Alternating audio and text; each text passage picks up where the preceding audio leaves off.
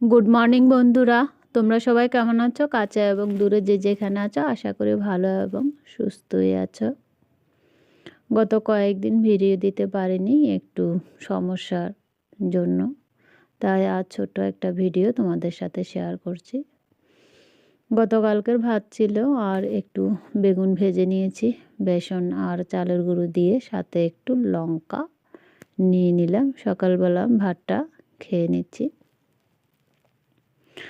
সময়ও ভালো না, এখন পরিস্থিতিও ভালো যাচ্ছে না, চারদিক থেকে সময় খুবই খারাপ যাচ্ছে। আর দুপুরবেলার জন্য এদিকে আমি বাঁধাকপি পাতা ভর্তা করেছি আর একটু সবজি রান্না করেছি। তোমাদের দাদাভাই খেয়ে গিয়েছে। এটা সকালবেলায় সবজিটা আমি করেছি, আমার জন্য বেগুনি করেছি, তোমাদের দাদাভাইয়ের জন্য সবজি করেছিলাম। তাই সকালবেলা সবজি আছে একটু করে। এখন বাঁধাকপি ভর্তা করেছি, বাঁধাকপি পাতা আর মুগ ডাল রান্না করেছি তোমার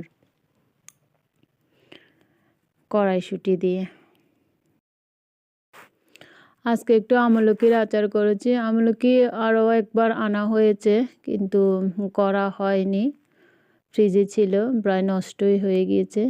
এখন আজকে আনলাম 60 টাকা করে কিলো, তো আমি 500 এনেছি। এনে আমি আর দেরি করিনি, একদম ভাপিয়ে আমি আচার করে নিয়েছি।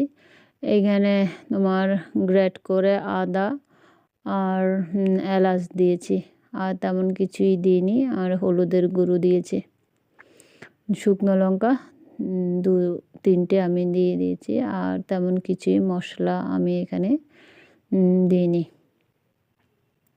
আচারটা করে মাত্র নামালাম। এখন একটু পরে আচারটা একটা থালার মধ্যে দিয়ে দেব।